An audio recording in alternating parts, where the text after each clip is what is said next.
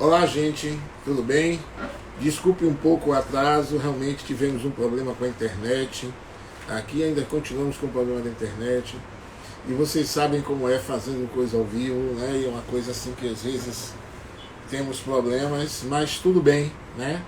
A gente vai tentar dar conta, eu vou tentar fazer um vídeo mais curto dessa vez, até por conta desses problemas, né? Mas vamos lá, me fizeram algumas perguntas aqui, eu vou tentar trabalhar e discutir um pouco essas questões com vocês, né, para que a gente possa pensar um pouco essa dimensão da teologia étnico-racial. Então, a primeira coisa é a gente pensar o que é teologia, né? O que é teologia? Como é que a gente pode pensar a teologia considerando, né? Estou ouvindo um cachorro aqui, né? Mas tudo bem, vou ver se a gente para um pouquinho aqui, fecha um pouco a janela para a gente tentar gravar. Então, o que é que acontece?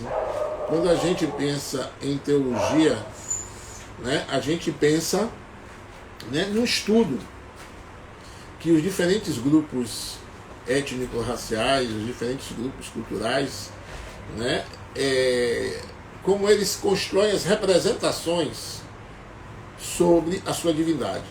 Então, teologia é o estudo da representação social que diferentes culturas, diferentes grupos constroem, né, para dar conta da sua divindade, dar conta da sua espiritualidade, dar conta do sagrado, dar conta da sua finitude ou infinitude, do seu grande abismo, da sua grande falta.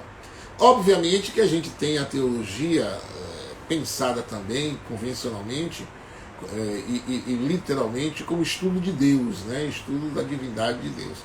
Mas a nossa abordagem a gente amplia maior, faz maior essa discussão, né? Amplia essa discussão, considerando os aspectos que envolvem a teologia, né? Então esse bate-papo é sobre isso. Na realidade, o bate-papo ele surge dessa discussão que tenta trazer para a gente a ideia, né, do que a teologia, qual a importância da teologia em um mundo contemporâneo, aonde a gente tem uma crise da religião, uma crise da teologia, onde você vê a religião sendo usada como instrumento de manipulação, como a religião sendo usada para dominar, né?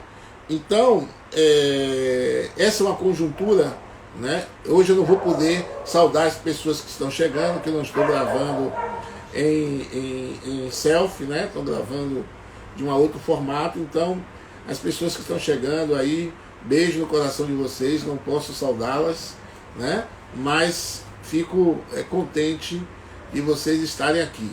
Então vejam só, gente.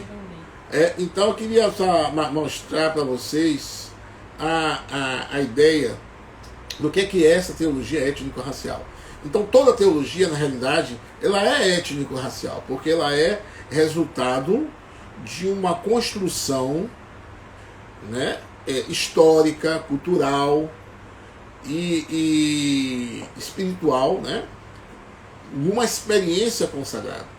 Então os diferentes grupos, eles têm diferentes experiências, diferentes cosmovisões, né? Então, a cosmovisão é esta relação que o sujeito e um grupo de sujeitos, um grupo de indivíduos, tem com a natureza, né? Com o mundo à sua volta, com o universo, com o outro, consigo, né? Com os fenômenos naturais, com o inexplicável, com o invisível. Então, quando a gente pensa em teologia, eu não sou teólogo, vou logo dizer, né, sou um estudante, né, e penso bastante nessas questões. Então, quando a gente pensa na teologia, e quando a gente está pensando essa teologia, nós estamos pensando justamente o estudo das representações sociais. Como os diferentes grupos construíram a representação da sua divindade. Então a gente pode ver claramente, eu escrevi alguns textos sobre isso, escrevi alguns capítulos de livros sobre isso, e esses capítulos de livros, eles trazem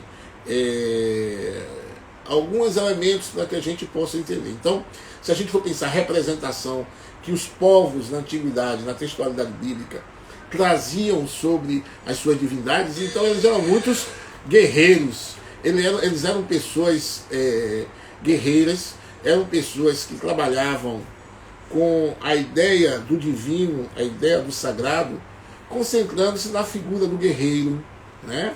Daqueles homens de fama, do rei, né? E essa não é a representação que a gente tem quando a gente vai pensar a dimensão de outras religiosidades, né? Quando a gente vai pensar a dimensão da religiosidade judaico-cristã, por exemplo, o que nós temos é uma divindade que ela é representada como pastor. Assim como no Egito Antigo, né? O bom pastor, a figura de Horus como sendo o bom pastor. Então, o pastor de ovelhas, né? A ovelha, os arquétipos que são construídos para representar e simbolizar, né? Essa experiência com o mítico, essa experiência com o espiritual, essa experiência com o visível, vai produzir diferentes teologias, né? A teologia budista é uma forma como um grupo representa a sua relação com o divino, né? Então, na realidade, a teologia é um discurso, né? Além de ser uma prática discursiva, uma prática cultural, ele é um discurso, né? É uma construção discursiva. E ela é elaborada como um estudo sobre essa divindade. O hinduísmo, o budismo, a religião Xexeloei, os indígenas, cada povo, né, constrói um tipo de experiência, vivencia um tipo de experiência que vai produzir um tipo de discurso, um tipo de representação e vai construir arquétipos que vão, de uma certa forma, representar essa figura, essa experiência com o real, essa experiência com aquilo que é indizível, que é incapaz de se dizer sobre isso. Então, na realidade, o que nós temos é uma dimensão teológica, como essa dimensão que envolve as questões dessa dimensão mítica, né? E aí eu queria só dizer, relembrar vocês, eu tenho umas questões aqui que me passaram, que eu tenho que fazer, entender, em princípio, que isso é um bate-papo introdutório. Eu penso que amanhã, talvez no domingo, a gente dê continuidade a esse bate-papo, aprofundando um pouco mais, mas a ideia é que a gente consiga, inicialmente, introduzir essa dimensão de reflexão sobre essa questão de teológica.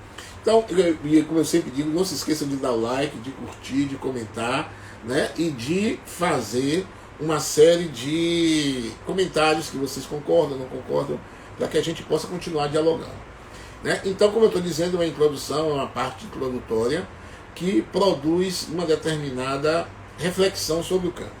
Então, ela diferencia da teologia negra, né, ou de outras teologias no seguinte sentido.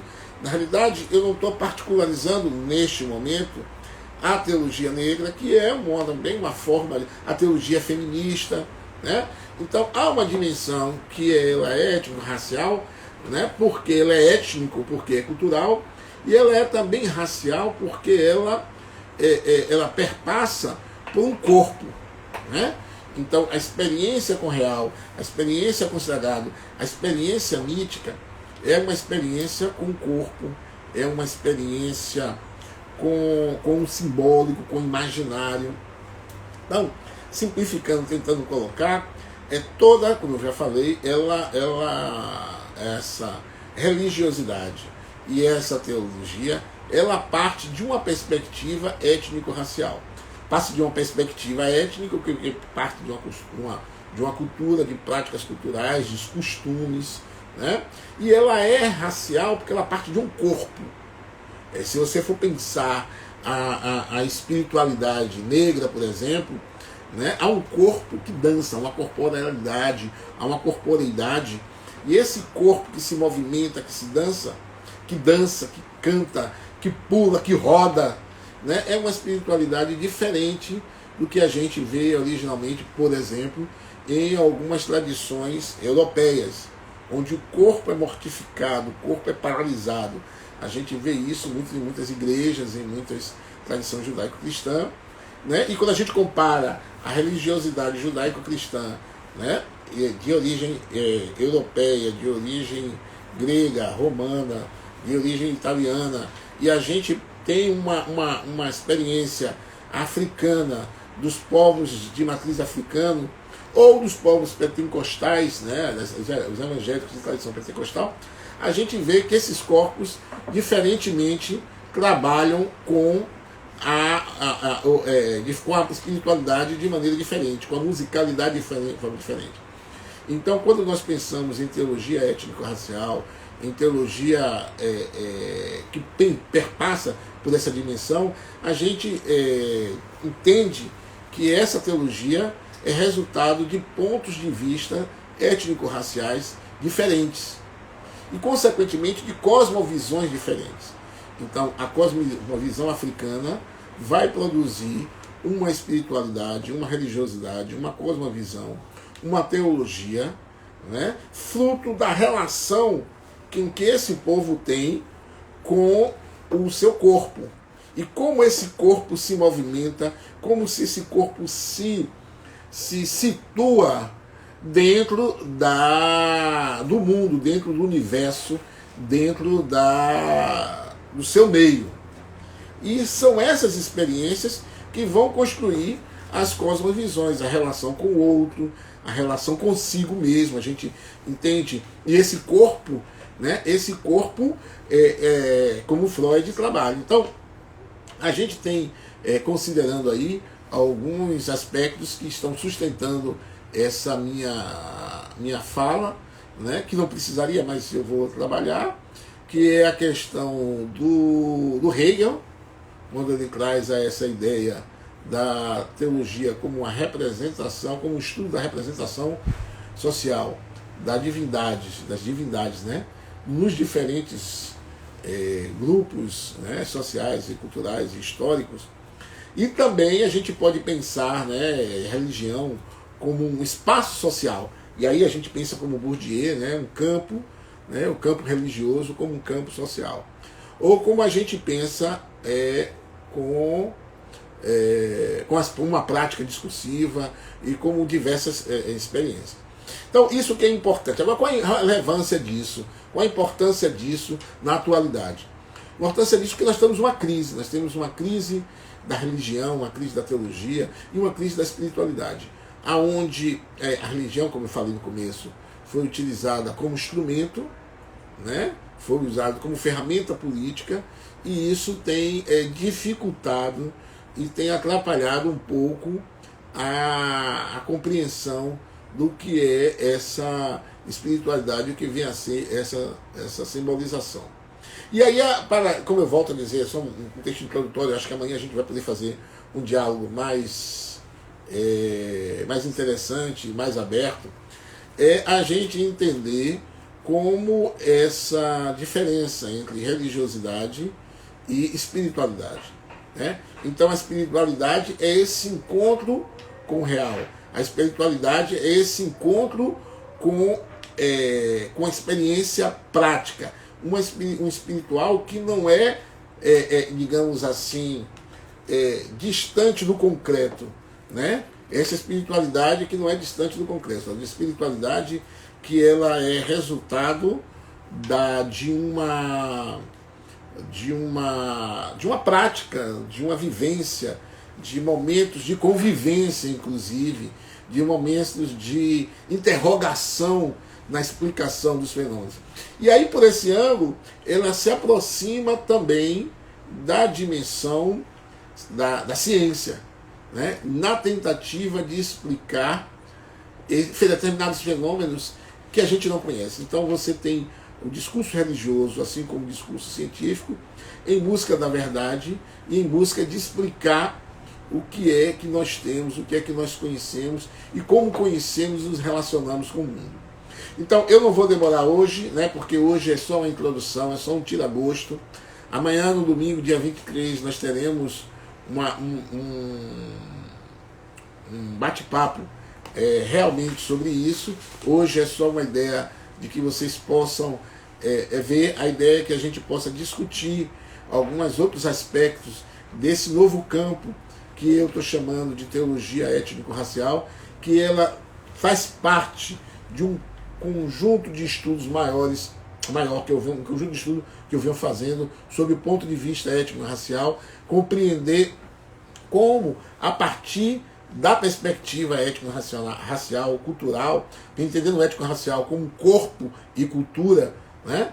Ou cultura e corpo, né, para ser mais assim preciso, como isso produz o conhecimento científico, mas também produz o conhecimento religioso, né? Então é uma ampliação do meu doutorado, que tenta compreender como o ponto de vista étnico-racial ele está presente, está presente no conhecimento, né? A forma de conhecer, a forma de interpretar, a forma de perceber o mundo, ele tem a ver com esse corpo que percebe e também com a cultura, com os costumes, né, que a gente tem.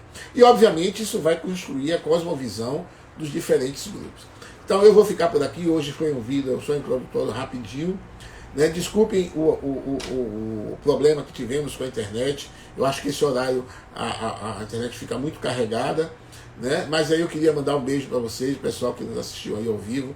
Hoje eu não pude ver porque eu não estou em selfie, né? Mas tem umas pessoas aqui que estão, né? Tem alguém que estou solicitando aqui para participar, mas a gente está encerrando amanhã, amanhã de tarde, a gente vai tentar trabalhar e discutir melhor esse assunto, tá bom? Beijo no coração de vocês. Não esqueçam de dar o like, não esqueçam de curtir, né? E compartilhar, certo?